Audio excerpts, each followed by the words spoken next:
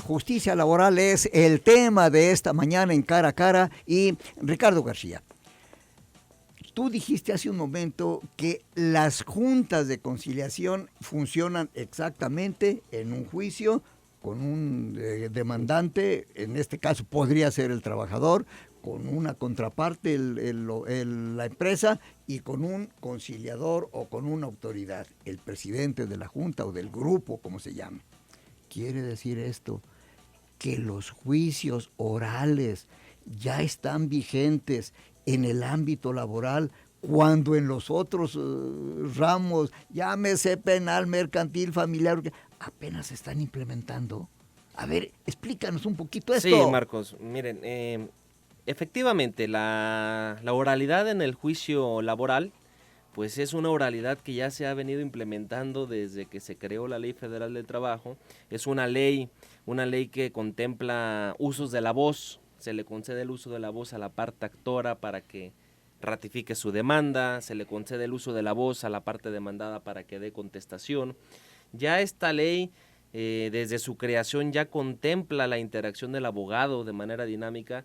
Ya hay en otras materias conocido como un careo, porque ya aquí comparece el abogado de la parte actora, comparece el abogado de la parte demandada, ya se enfrentan entre sí, y precisamente esto permite que llegue a una posible conciliación, y que si no es así, pues bueno, se desahoguen en sus etapas. ¿Qué es lo que uno exhibe? Pues generalmente uno exhibe por practicidad un escrito, ¿no?, en el que contiene ya su acción, su demanda, o en su defecto exhibe una contestación de demanda por escrito, pero bueno, esto no es una obligación, uno lo pudiera hacer de manera verbal. Entonces atiende a que precisamente es un órgano de administración de justicia, es un órgano administrativo, ¿verdad?, en la materia laboral. Por eso creo yo que ya hay una oralidad en este proceso, diferente a el Poder Judicial, porque es un poder diverso, es un procedimiento diverso, que si bien es cierto también lo es jurídico, pues es otra ley, es otro sistema, es otra aplicación. Y efectivamente,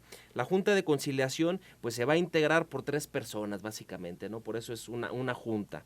Se supone que todas las resoluciones y que todos los acuerdos que emite, todas las acciones que emite una Junta de Conciliación tienen que pasar por el visto bueno o por el cuidado de 3 personas. Un representante del obrero, que es el que va a cuidar los intereses y la justicia a favor del trabajador.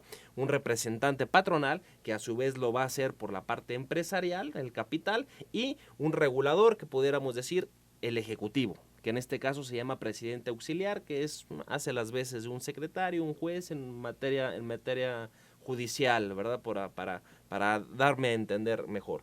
Entonces, pues todo el actuar de la Junta, una resolución, una comparecencia, todo el proceso de una Junta de Conciliación, pues debe de ir avalado por estas 3 personas, precisamente para buscar el equilibrio. Para eso es lo que está pensado, buscar un equilibrio entre el factor o la cuestión obrera y el factor patronal, ¿no?, del capital. A ver, entonces, para aclarar perfectamente este asunto, el presidente de la Junta no se encierra en su oficina, no cierra las ventanas y las puertas para que en la soledad de su criterio dictar una sentencia o una resolución. Efectivamente, eso no puede pasar. Precisamente esa es una de las funciones de los representantes obreros y una de las de los representantes del capital, que es velar, cuidar que no se esté llevando a cabo una resolución pues excesiva o parcial a favor ya sea del trabajador, a favor ya sea del patrón. Entonces ellos por eso firman su resolución, y cuando una de las partes o uno de ellos no está de acuerdo, pues se puede abstener a firmar, o en su defecto se llama voto en contra, y van a decir, bueno, pues yo representante del obrero, yo representante del patrón, yo no estoy de acuerdo, yo voto en contra de esta resolución. ¿Por qué? Pues por mis razones jurídicas, ¿no? Y tiene que desglosar específicamente por qué considera que se están afectando los intereses de alguna de las partes. Mira, ya te están preguntando cosas muy concretas. Una, Ricardo, ¿cómo le hago? Yo tengo inconformidad con mi empresa, considero que se violaron mis derechos y eso. ¿Cómo debo hacer para exigir justicia? Pero sería también la contraparte. Yo, empresa, tengo inconformidad por el comportamiento de este trabajador, que no cumple, que no llega. Entonces, ¿cuál es el paso número 1 para llevar mi inconformidad ante una autoridad? Bien, El paso número 1, hablando de un trabajador, pues indudablemente tenemos que tener el conocimiento de que lo podemos hacer 2 vías. Primero, por la vía particular de un abogado particular, o en su defecto por la Procuraduría de la Defensa del Trabajo, que en este caso es digamos, la parte de la Junta de Conciliación o el segmento de la Secretaría de Trabajo, que es precisamente la encargada de dar la asesoría de oficio.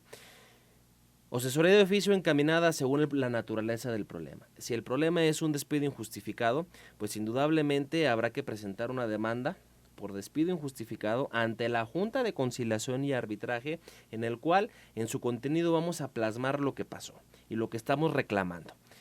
Oye, el patrón no me pagó mis vacaciones, el patrón no me pagó mi prima vacacional, no me ha pagado mi aguinaldo, no sé, me debe horas extras, me debe reparto de utilidades.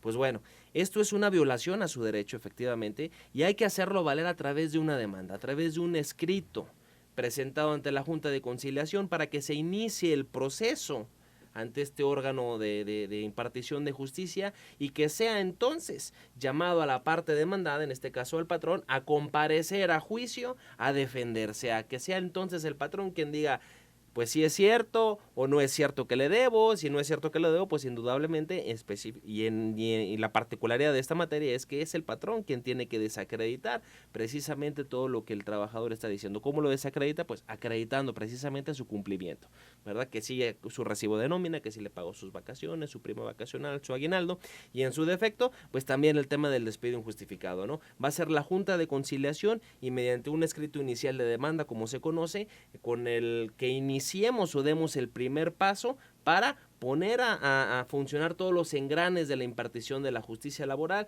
y que podamos culminar con un laudo a su favor si es que, pues bueno, jurídicamente la razón le asiste. La contraparte, una empresa inconforme con el comportamiento de un trabajador. Una empresa inconforme con el comportamiento del trabajador. Bien, la materia empresarial o la cuestión empresarial es una cuestión que tiene que ser más cuidadosa. ¿A qué me refiero? ¿Por qué tiene que ser más cuidadosa? Porque el patrón, como la propia Ley Federal del Trabajo lo señala, tiene la obligación de exhibir y conservar todos los documentos inherentes a una relación de trabajo. Es decir, es el patrón quien se tiene que preocupar por tener todo en regla, por tener el recibo de nómina firmado, por tener el contrato como debe de ser, por dar cumplimiento con todas las especificaciones y obligaciones que la ley le confiere, ¿no? Entonces, aquí es de donde debemos ya de entender como el punto de partida, ¿no? ¿Qué voy a hacer? Bueno, de entrada lo que tenemos que hacer es lo que yo llamo medicina preventiva, que de hecho es en lo que me especializo yo en el área empresarial, y que no hago otra cosa más que hablar con el patrón, hacerle saber que tiene obligaciones, que no nada más es contratar una persona y ahí llevársela, sino que tiene que tener pues todo lo que la ley le obliga. Entonces el primer paso sería primero la medicina preventiva, como la llamo yo, que es tener en regla todo lo que debemos de tener para que en el momento que un trabajador me dé problemas, pues bueno, entonces ya puedo agotar todo lo que establece el procedimiento de la Ley del Trabajo según sea aplicable, desde un aviso de un acta administrativa, un correctivo, no sé, disciplinario, por así decirlo, o en su defecto hasta culminar con un aviso de rescisión, que es un despido justificado. Pero esto, pues siempre y cuando tengamos los elementos para acreditarlo y siempre y cuando pues nosotros estemos en regla. Los problemas con los patrones vienen cuando no tenemos lo que debemos de tener, cuando no tenemos un cuidado sobre cómo se dan las relaciones laborales, cuando creemos que por ser patrones las llevamos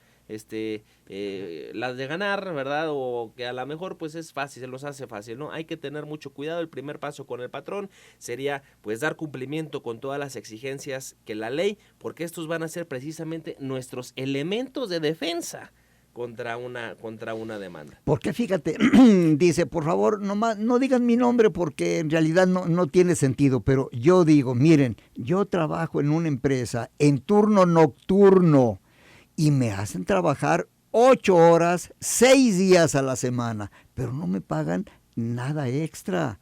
¿Cómo puedo hacer para exigir, hombre, que me paguen lo que deben pagarme?